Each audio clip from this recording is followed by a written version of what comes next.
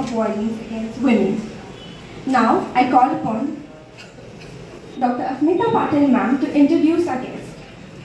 International Day for Elimination of Violence Against Women. It is our proud privilege to have our today's guest, Dr. Nirupama Sukhdev madam, and she has been the president of Kolhapur Obstetric and Gynecologist Society right from 2021. She is also the alumni of BJ Medical College, Pune, as well as the Royal College of Obstetrician and Gynecologist, which is associated with London, UK. She is a practicing gynecologist in Kolhapur for last 20 years. She is also a member of Maternal Mortality Committee in Kolhapur Municipal Corporation for 12 years. She is honorary gynecologist in Savitribai Phule Hospital. Areas of interest are the high-risk obstetrics, the adolescents gynecology, and social obstetrics. She is working with an NGO, that is Janaswastha Dakshata Committee. With this brief introduction, we are very glad to have you, madam, today for today's function. Thank you so much.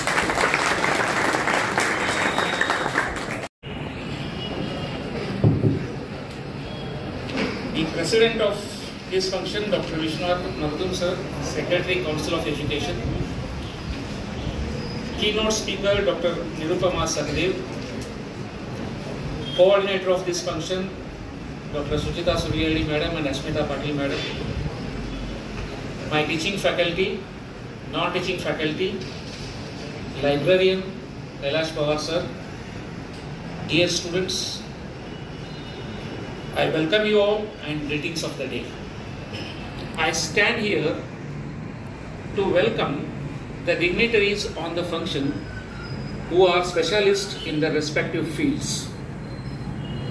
There are certain areas who converge irrespective of their sites and irrespective of their sciences.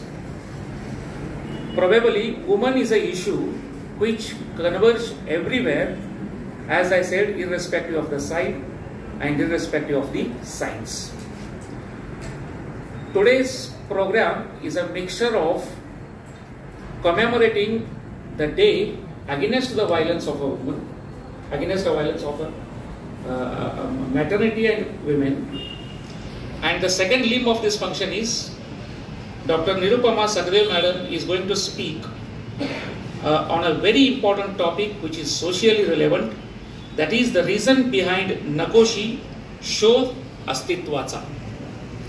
The talk would be a mixture of Marathi and English so that it reaches ultimately to the heart of everyone. As Asmita Patil madam has already introduced her, she is a specialist in every aspect that is related to women, and I am sure you all are going to relish the feast that she has come to serve to us. Dr. Nardum sir will also be sharing his experience because he also has had a very close connection with all these institutions who are working for the socially relevant cause. And on behalf of Shahaji Law College, Council of Education, and my dear student friends, I welcome both the dignitaries on the dais for this particular function. Elimination of violence against women. The wordings are very interesting. Violence comes where there is a discrimination. If there is no discrimination, probably there is no violence. And unfortunately, from the day one of the Eve and Adam, women have been treated as a second-class citizen. And this perception is not only notional. In fact, this perception has been highlighted into international instruments as well. The students of political science and constitutional law know that when the American Declaration was made, the very first article and the opening words were, "All men are born free and equal." A lady scholar seriously criticizes this. And she says, what is the meaning of all men and women, men born free and equal? Don't you think that even women are equal to men and therefore their nomenclature should reflect in that sentence? The American president, then American president, had no answer for this, and he took the help of grammar, and he says men includes women. You know, this shows the mental perception of how women have been always treated as a second-hand citizens. Probably for the first time in the history of international conventions, that this serious mistake was rectified, and that was done in the first article of Universal Declaration of Human Rights. And the very first article of Universal Declaration of Human Rights said, all men and women are born free and born equal. What I am trying to tell you is, injustices, historical or any other type of, are not only the currency of the day, but in fact they date back to the as old generations as the generation of human being itself. Now the things are changed. National and international level, many instruments are coming, and all the instruments have only one purpose to serve, that is, there shall be equality in the society. In fact, there is now a time to promote the welfare and the interest of women more than the men, because unless you pump in the weaker section, you cannot have a equally playing field. And in this particular direction, internationally this day is being celebrated as Day Against the Violence of Women, and we are also a part of this particular celebration. On behalf of Jahaji Law College, I again welcome our guests who are thoroughly expert in this particular subject, and for the next couple of minutes we would be listening to them and we would enjoy every word they share with us. Thank you so much. Thank you, sir. Now I request Dr. Vishwanath Magdum, sir, Secretary, Council of Education, to felicitate our guest, Dr. Nirupama Sachdev, ma'am.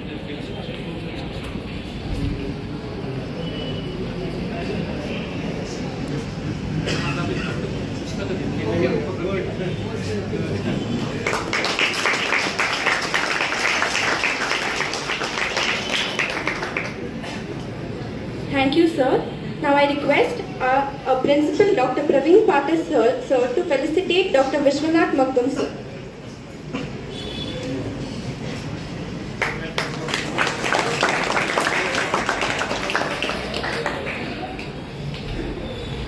Even today, gender-based violence is practiced all over the world. 1 in 3 women globally experience violence. The International Day for Elimination of Violence Against Women and Girls will mark the presentation of UNITE campaign from November 25th to December 10th. This campaign, led by the UN Secretary General and UN Women since 2008, aims to prevent and remove violence against women and girls around the world, calling for the global action to increase consciousness, promote advocacy, and create opportunities for discussion of challenges and solutions. There is a quote by Lily Tomlin. I always wonder why somebody doesn't do something about that, and I realized I was somebody. So today, we all have gathered here to be that somebody and do something with this. With this, I would like to request our honorable guest, Dr. Nirupama Sachdev, to enlighten us with the reason behind her book, Nakoshi Shod Astitvacha. Principal Dr. Praveen Patil, respected Dr. Vishwanath Magdum, sir, for giving me this opportunity to present the topic so dear to me in front of you. I also thank staff of the Shahaji Law College for coordinating with us and you all the people. It's really a privilege to stand in front of you and talk about the topic which is so dear to me. Today is the, as you know, is the day for the violence, the elimination of the violence against women. So no other day could have been so appropriate to present the book Nakoshi Shod Astitvacha, which is a translation of Unnatural Selection by Mara Vistula. If you go through the book, you will understand what I mean. I will tell you when it exactly started. You know, I started my practice in Kolhapur in 1997. It's really long back. And actually that's when the Nakoshi struck me. One of my patients who presented with me for some different complaints, when I asked her, which is usually the first question, what is your name? And she said Nakoshi. That was the first time I ever encountered that name. And if you can understand Marathi, you know what it means, Nakoshi. That means unwanted. If a girl child is named as unwanted right from the day one of her life, you can imagine how it feels. It's okay if the whole world neglects you or turns back on you, but it's very difficult to digest that your own parents have turned back on you. But it's very common, unfortunately. Even now we come across the name Nakoshi. Anytime I come across it, really threatens me. It really startles me and disheartens me. But that is how it started. As Makul sir has already explained, when I came into practice, there was this completely unknown topic which is never discussed in any textbook of gynecology and obstetrics, which we had to face. In 1997, the sonography was obviously very much in practice, and sex-selective abortions, determination of sex, and if it is a girl, aborting it has been a very common practice when I started my own practice in 1997-98. I never came across this, not during my postgraduate studies when I was doing my PG in Pune or when I did my MRCG in UK. So really it struck me that whether I have really missed something very important. I don't know how to determine the sex of the baby. But that itself really, really touched me. Why at all mother and father don't want a female child? I myself is a female, and I'm really thankful to my parents that I was never an unwanted child. I was really cherished, and I was given equal opportunity like my brothers. And that is the reason I'm standing in front of you. With knowledge, with education, it gives you not only financial capacities, but gives you capacity to take decision, capacity to go forward, to be financially independent. And that is the reason it really struck me. Why some families, why some societies are denying their daughters the right to be born. The next, and it's before. You are all law students. These are the 3-4 laws which we all gynecologists struggle to cope with. The first is MTP Act 1971. It tells you that it's a medical termination of pregnancy act. It was accepted in 1997, or probably India was made to accept it in 1997. And obviously, in a way, it was a way to control the population. Because as you know that China was on the first number as far as the number of people were concerned, and the second was India. So controlling population has been our propaganda right from that day.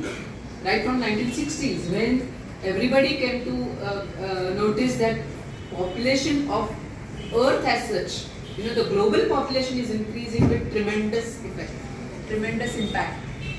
Am I audible? So that was the reason why the MTP Act came into play. Obviously, it was not very easy for all people to accept it, but still it had its own merits. Then what happened is then came the law PCPNDT. PCPNDT deals with preconceptional and prenatal techniques for sex determination. The law was formed in 1991. It got amended in 1994. All these terminologies I am sure you are well versed with than me. But that came into action, though it was formed in 1994, it was never implemented. Then what exactly moved the administration or the society and the even government? That was the census in 2001. We usually have census every 10 years. And obviously, Even in 1991, it was noticed that there is a decline in female population. But in 2001, what really struck was there is gross decline in population under 5. In only 2005, there was different demographically, there was different calculation. How many girls are born, how many girls are below age 5. Before that, it was never calculated. The population was calculated on the whole. How many girls, how many men, how many women. But in those days, in 2001, girls under age 5 were differently calculated. And it was the results were striking. The results were threatening and were devastating. I am sure you must have come across the, the front pages of papers were full with how many girls are born in particular district, in particular taluka. The Panhala, as sir has mentioned earlier, unfortunately, Kolhapur, not only Kolhapur, but whole western Maharashtra, which is very well developed economically, technologically, education-wise, is unfortunately infamous for very low female population, especially very low girl population. If you really still look into the girls born in that particular area, all over world, this demographic or this ratio is calculated as per how many girls born to 100 boys. The natural ratio at birth is 105 boys to 100 girls. Okay. As such, nature has given 5 more boys at the time of birth because comparatively boys are more prone for early accidental deaths. That is how nature is trying to cope up with and maintain the balance. But what happened, if you see where the problem really was bad, it's basically all developed states. It starts right from the Rajasthan, Punjab, Haryana, Gujarat, Maharashtra, Karnataka. This whole western part of India, which is economically developed, technologically developed, and educationally also forward, especially Maharashtra, and they were really infamous for female feticide.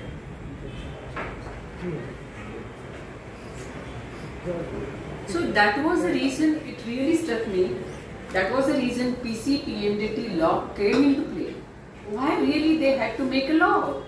Because almost 20 years before they noticed that there is a gross decline in female population.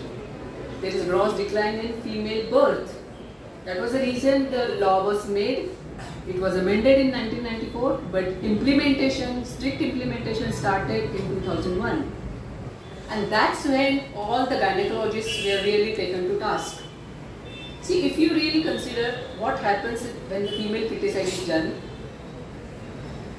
it's a problem is majorly social. But on face value, who is the culprit? Is the obstetrician or gynecologist. Who does abortion? It's a gynecologist. But why the family wants their daughter to be aborted? Why they don't want their daughter? That is the main problem. And that problem is never faced. That is never issued. That has to be registered. That has to be addressed. But when the implementation of law started, all the gynecologists were taken to task. All media, newspapers really shamed all gynecologists. And it was very disheartening. It was threatening our self-respect. As a gynecologist, as a woman, as a mother, we all are trained not to do abortion just because it is female. Like I said to you earlier, it is never taught in any textbook of obstetrics and gynecology to do abortion just because it is female. So this is taught in the society at large. It's ultimately a demand and supply. Obviously, we cannot deny the responsibility of doctors, who are well educated, well trained, which are just like you, they form a cream of the society, and they have their own responsibility. They have to follow ethics. But ultimately, doctors also come from the society itself. They are born in the society, they are taught in the society. Right before they become doctor, they are taught so many things in the society at large. The next law which came into being is the POCSO. So you can imagine why the POCSO came into play, because there is a great violence against women. There is a great inequality. This inequality is the root cause for all the violence that women face. But the major violence which women was facing was the female feticide. It's a violence against her before she was born, before she came into existence. So that was really, that was really the root cause. You are eliminating the race which is going to make your species continue their existence. If you don't have females, do you think our species can continue? No. We will not have any existence at all. So it revolves ethics in obstetrics and gynecology. Obstetrics and gynecology is, though it is a part of medical profession or medical fraternity, but it deals with all the problems of humanity as such. Because it deals with reproduction, and reproduction is it's a beginning of life. So that is the reason it involves whole lot of ethical issues. Me and my husband follow the medical fraternity, but amount of ethical issues and amount of ethical fighting I have to do in my practice, he never come nearby. Amount of rules and regulations obstetrician has to follow, no other faculty has to follow in medical fraternity. So it deals with ethical practice and ethics of obstetrics. Okay, next. So, like I said, it started in 2001 when the census told us, there are very few daughters are being born. And then started their struggle to find out what is exactly happening. Then they started going door to door, finding out how many girls are born, how many girls are, how many women were pregnant, what happened to their pregnancy, what was the outcome. And they started all different types of scrutiny, all different types of registration and checking of clinics, that what is happening exactly during clinical practices. So when it was done, they found out almost few areas in India had less than 800 girls for 1000 boys. So you can imagine, when those boys and girls are grown up, 20 years later, there are going to be a shortage of almost 200 females. So that was startling, that was frightening, especially from sociological point of view, that was frightening. So they started regular checkups of the clinics, and that is when it really started bothering all the gynecologists. They formed different groups, they formed different squads, they started visiting our clinics, and it was very, in a way it was very insulting. Even if we say we are not doing anything, it was their job to check the clinic. So they would come, they will ask us how many sonographies you have done, how many deliveries you had, how many boys, how many girls. In a way it was their job. The medical officer or nodal officer who were coming to our clinic, they were doing their job. But every gynecologist, every obstetrician who were not in that practice were feeling hurt, were feeling insulted. I was really tossing in my bed to find out the way out. And this is where Nitin actually came into play, my husband. He's a urologist, like Magduk sir explained. He's a voracious reader. He reads a lot. And that's where he come across this book. The book by Mara Vistanda, Unnatural Selection. The World Full of Men. Okay? That is the title the book has. She is an American-born Chinese-born American journalist. The book was presented to me on one of our anniversaries, and it was really, really wonderful. It really shook me. It really told me in depth what is exactly the problem is and why I should not be ashamed of. It's not my problem. There is nothing wrong in me. I am not doing anything unethical. If I am doing my practice right, I need not be worried about it. But other thing is, just being right yourself was not enough. You are not doing anything wrong, that is good. But you have to stop your colleague if he or she is doing wrong. Because in society, We share equal, so many things we share equally. We share air, we share water, we share environment. Just like that, we share all the ethical responsibilities. So if we let our colleagues to continue with their bad practices, malpractices of sex determination and female feticide, it's, in a way it's going to reflect on us. It's going to reflect on all gynecologists. It's going to reflect on all societies. Okay? So just I am not doing it was not good enough. So though that book told me enough of details about what the problem was worldwide, and that was really eye-opener. Okay, she has done detailed and extensive study. It started when she visited China. She went there for studies, and in one of the Chinese schools she noticed there are so many boys that, if you compare to the girls, almost 2 to 1. So you can imagine, if there were 30 girls, there were 60 boys. That was so obvious. And in those initial stages, one of her translators, she told her, there is a new technique of sonography come into play, and Chinese women are determining sex and they are getting female fetuses aborted. If it's a girl, they are going by way of abortion.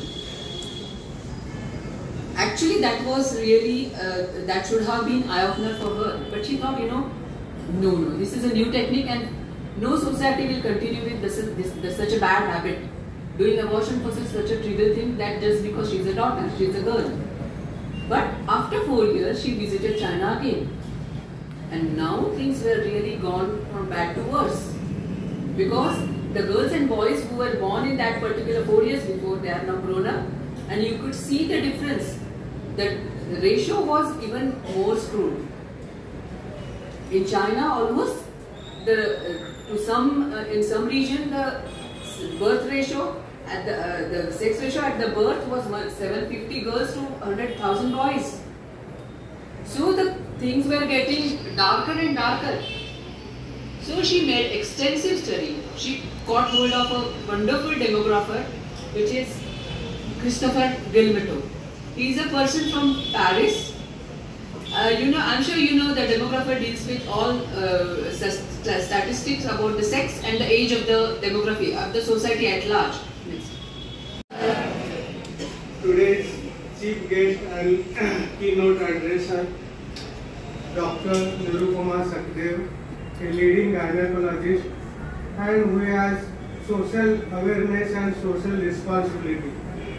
One more is, she is the wife of our close friend and my colleague Nitin Sakdev. He is a urologist. So today she is going to address unnatural selection and preference for boys over the girls. So you will be surprised why this topic has been taken when today's theme is that elimination of violence against women. So how it corresponds with that? But I think this is one of basic. We are removing females or girls from the embryo. So natural justice is your existence is denied. So when existence is denied, how we can think of equal justice or equality or gender equality? So this theme, she is going to talk on the how the equal justice or the natural selection means, that we have girls and male and female, they should be equal in the population. But that if the justice is denied, what will happen? So she is going to tell in detail. She has written one book, is translated one book, Loposi. And she will talk in detail about that, so I don't want to go in that details. But what I am going to tell is that elimination of violence against women is a very important issue now also. They say that about 1/3 of women suffer from violence in their lifetime. It may be physical it may be sexual, or it may be psychological also. And surprisingly, 75% of this violence occurs from the close relatives or in the home only. Can you understand that? This violence not come from the outside society, but from close partners or close family also. So this is something which you have to. Why this happens? As Praveen Patel told that females are always taken as not as equal, but they are second class in our society and in our literature. Everywhere they are treated like that. So this has to be changed. So there should be equal justice. How this can be possible? Only this can be possible by education and laws also. So your responsibility, why this is important for you. So obviously there should be equal opportunities, then only they can prosper. And this is very important. For the well-being of the society, there should be equal male and female contribution. Then only we can prosper. Otherwise it is not that only male can do everything, not like that. It is not possible at all. Only when they have both components, then it is possible, only the prosperity and peace will be possible in the society. This concept is not something not new. Even in Chinese, what we call the yin and yang concept. Yin means female and yang means male. So both should be having harmony. Then only it is possible. Or even our culture also, you must have seen the Shiva or the Nari Nateshwar. In that, half part is depicted as a male and half is as a female. So both are equally important. Male has some masculinity, adventure. Females has love, compassion, tolerance. Both these issues, both these are very essential for the society to run. And if you neglect this, then society is likely going to suffer. So this violence starts from the birth only. You know that sex determination is done and females are denied their even existence. In our society also, even we have our Kolhapur district also is economically very good, forward looking, what we call Purogami Maharashtra. You must have heard, no? This is a Maharashtra of Shahu Phule Ambedkar. Always we tell the people that we are very forward looking society. But even here also, and even in educated class also, female feticide is very, very common. Now also, preference for male sex is so much because they feel that male can only forward the whatever legacy of their family. But that is not true. You will see that nowadays, boy doesn't look after parents, but even the girl or daughter will take care of the parent. This is fact now we are seeing. So this society's, the mind has to be changed, and on this we are going to listen how this has changed, how the developments in the medical field of determination of sex has caused harm to the society, and now how we can give. So this is very important from law student point of view, because justice or equal will be possible giving opportunity, but law is also very important. They have to be given what is called a playing field. If those who are deprived, no, they should be given special status.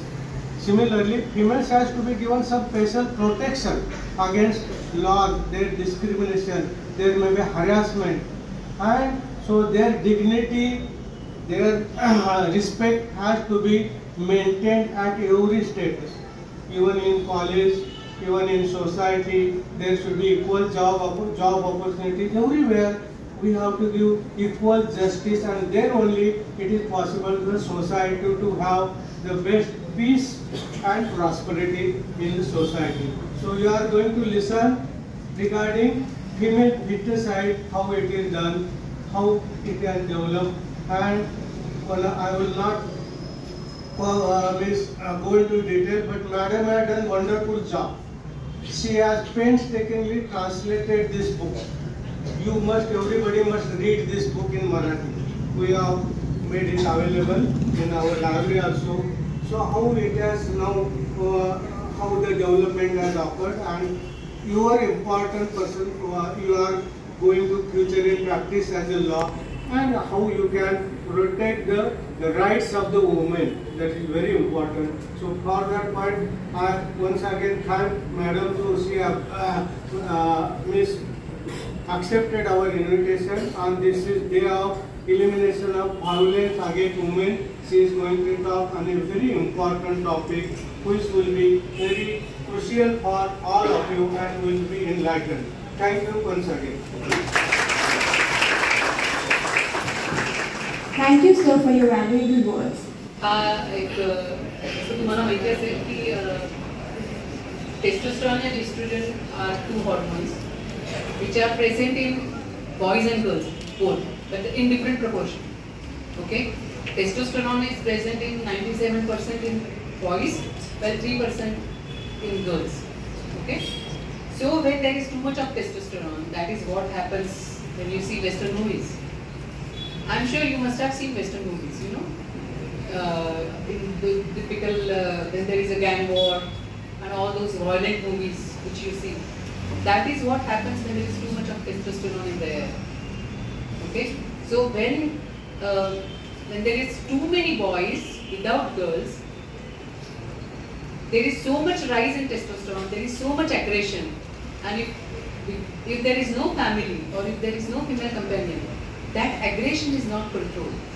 So the aggression is responded with aggression itself.